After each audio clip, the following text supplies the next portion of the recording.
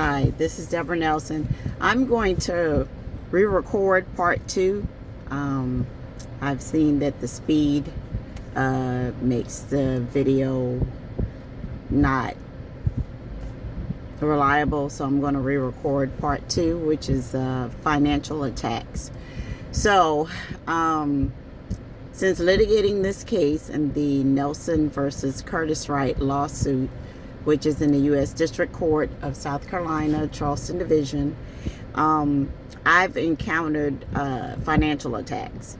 So I was driving for Uber, and I got 3 consecutive reports of me driving under the influence.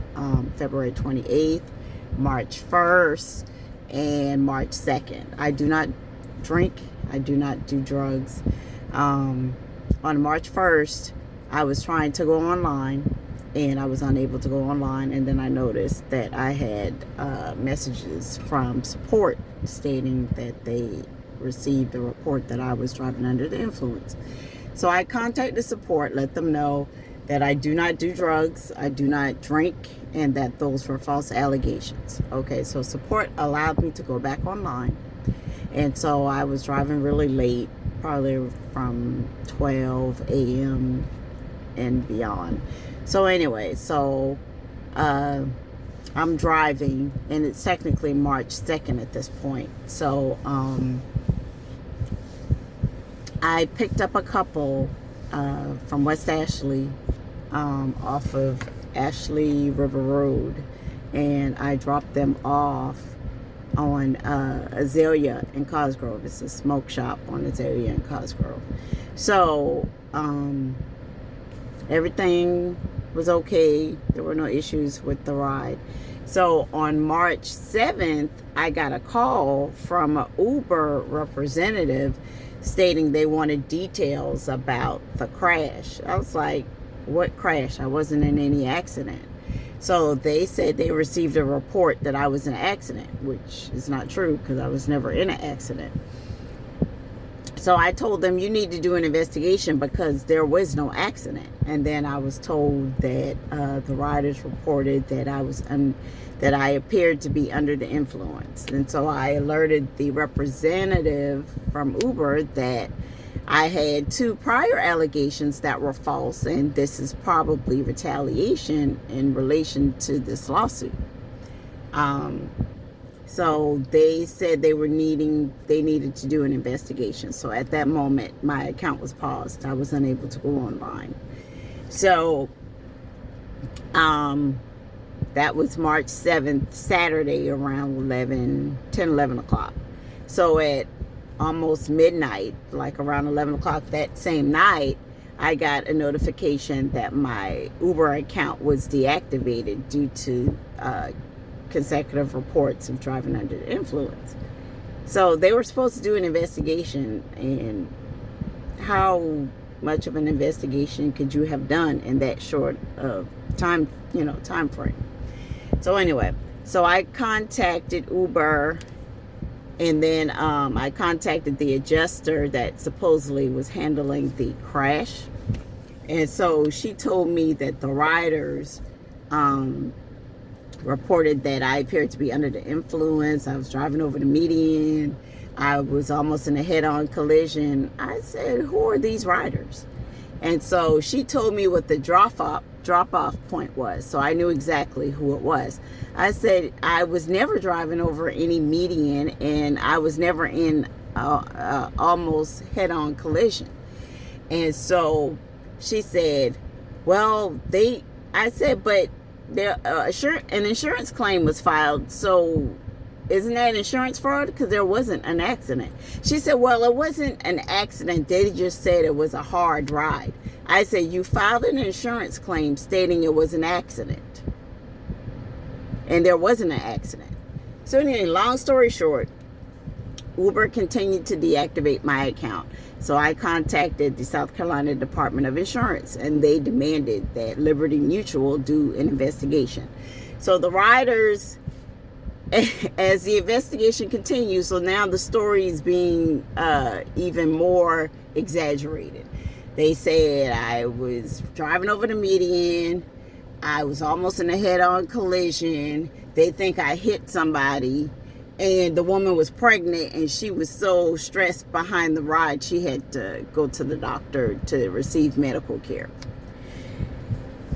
So after the investigation that was initiated by the South Carolina Department of Insurance, they were unable to reach these riders that made these allegations. So the investigation came back unfounded because they weren't able to reach the riders, which I believe there was never an allegation. I believe this was from Uber. That's what I believe, allegedly. So anyway, so that was March 2nd. So March 20th, I had a few $100s in my account. I was hoping that my Uber account would get reinstated where I could continue to earn money. And so I just made whatever money I had, stretched it as much as I could, right? So I had my car note due and a loan due, but I also had a couple other bills that were going to be drafting my account. So on March 20th, Navy Federal decided to seize my account, meaning whatever money I had in my account, they took it and they applied it to the loan that was only 8 days past due. Okay. So I was very stressed, very upset, and they took the money. There's nothing I could do about it. So due to my support system, I was able to recover, and I was able to have access to money to, to help me until I started my new job, which was supposed to start at the end of the month. So I purchased a prepaid debit card. I tried to activate that card probably more than 10 times, and I was unable to do so. So the next day, I contacted a friend, and I sat with them while they attempted to activate that same debit card. And they were able to successfully activate the card on the first try. So they seized my account. My attempts to upload money to a unconnected debit card were being blocked, but a friend was able to do it on that same card very first try. So my attempts to, they were trying to, no, they weren't trying. They were blocking my attempts to have access to money in hopes of preventing me from continuing on with this lawsuit.